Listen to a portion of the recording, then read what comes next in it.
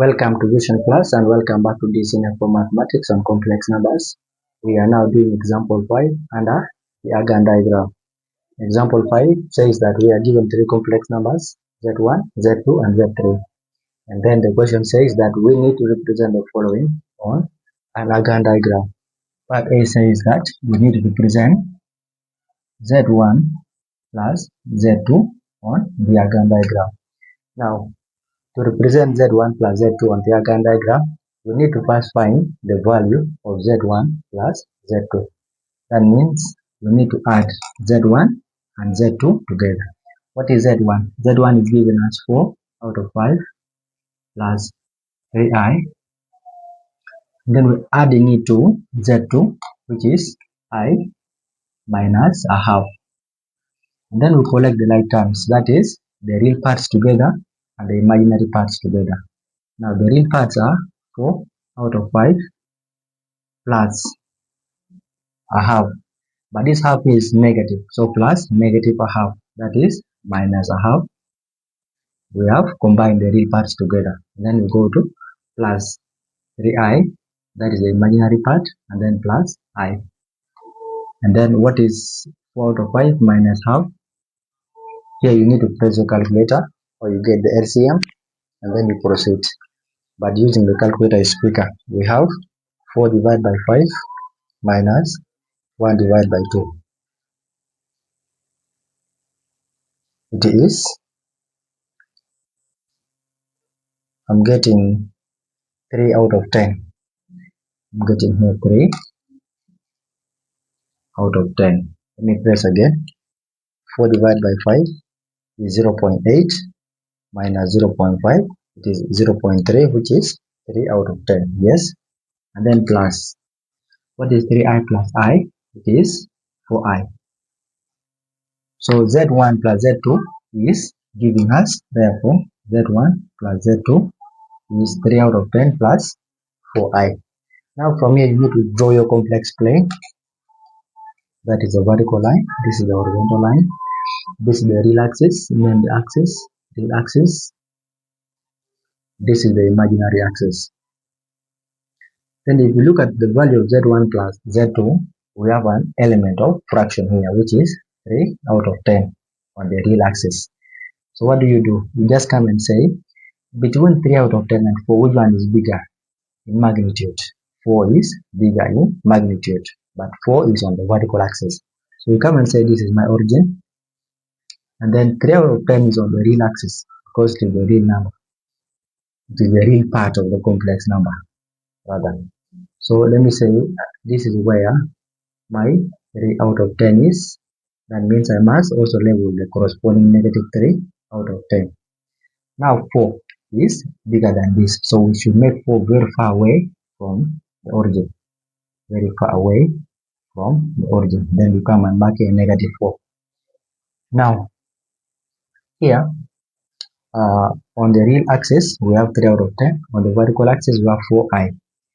Both are positive numbers, so we just come and say where the need. This is positive 4, and then this is positive 3 out of 10. Something straight vertically upwards. This is where they are meeting. That is their point of intersection.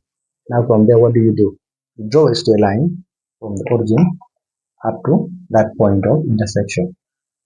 Straight line. Then we have said that this is the complex number combining Z1 plus Z2. You can mark it out here that this is my Z1 plus Z2. And this is the solution for part A. Going to part B. Part B says that we are given that we should find Z3 minus Z1. Z3 minus Z1. This is equals to, let's substitute for what is Z3.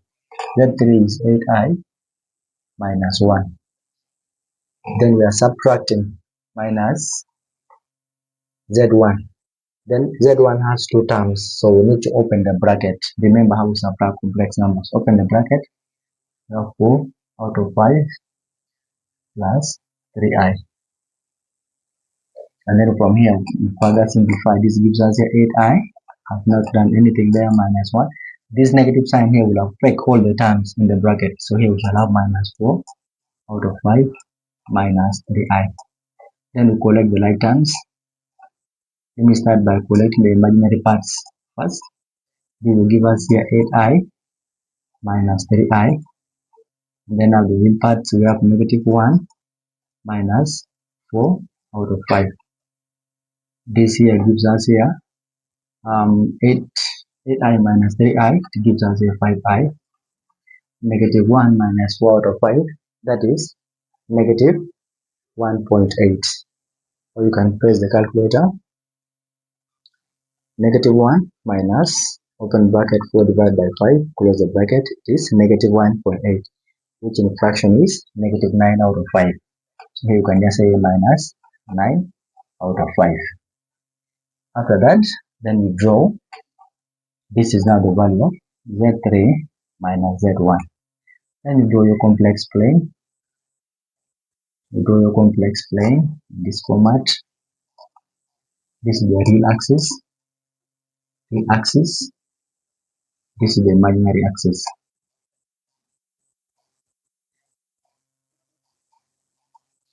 Now on the real axis, on this real axis, we are supposed to represent negative 9 out of 5. Now between 5 and negative 9 out of 5, which one is bigger in magnitude? 5 is bigger in magnitude. So what do we do? On the real axis, we come and mark here. Let's say somewhere here there is negative 9 out of 5. That means here there is positive 9 out of 5. And then on the imaginary axis, we represent 5 because it is containing I. 5 is bigger. This is the origin. So it is supposed to be far away from the origin. 5. Then negative 5 is corresponding down there. Now from here, what do? You just need to get the point of intersection of 5 and negative 9 out of 5. This is positive 5 on the imaginary axis. This is negative 9 out of 5 on the real axis. That means we need to find the point of intersection somewhere up here, like that. So assuming they are meeting somewhere here, and we draw a straight line from the origin up to that point of intersection. So let me get my ruler here, which had fallen down like that. Then you draw an arrow, and then you just mark it somewhere. Say this is Z3 minus Z1. So this is the Argand diagram for part B of Z3 minus Z1. So for part C, that says Z2, Z3, Z2, Z3. Let us first find the value of Z2 times Z3. What is Z2? Z2 is I. Z2 is I minus a half, but we are multiplying it by Z3, which is 8I minus 1. So we go to multiplication. I times 8I is 8I squared. I times negative 1 is negative I. A half times 8I. Negative a half times 8I. It gives us negative 4I. Negative 4I. And then again, negative a half times 1 gives us positive a half. So here plus a half. Yes, negative half times negative 1 is positive half. Now from here, we further simplify 8. What is I squared? I squared is negative 1 minus, what is negative I minus 4I? That is negative 5I. And then here we have plus a half. Then we multiply. Negative 1 times 8 is negative 8 minus 5I plus a half. What is the next step? We have the like terms, which is negative 8 plus a half, that is the real part, minus 5I. What is negative 8 plus a half? That is negative 7. 0.5. Negative 8 plus I have 1 divided by 2. It is negative 7.5, which is negative 15 out of 2 minus 5i. You can represent in fractions or in decimal, but it is better to use fractions. Why? Some fractions, when converted to decimal, are recurring decimal, which are very hard to plot. So always leave your work in fraction. So this is the value of z1, z2, of z2, z3. Let us now represent this on the Argand diagram. So just come and draw a vertical axis, horizontal axis. This is the real axis, which is the horizontal axis, and the vertical axis is the imaginary axis. Imaginary axis. So the real part is negative 15 out of 2. Now between negative 15 out of 2 and 5 and negative 5, which one is bigger in magnitude?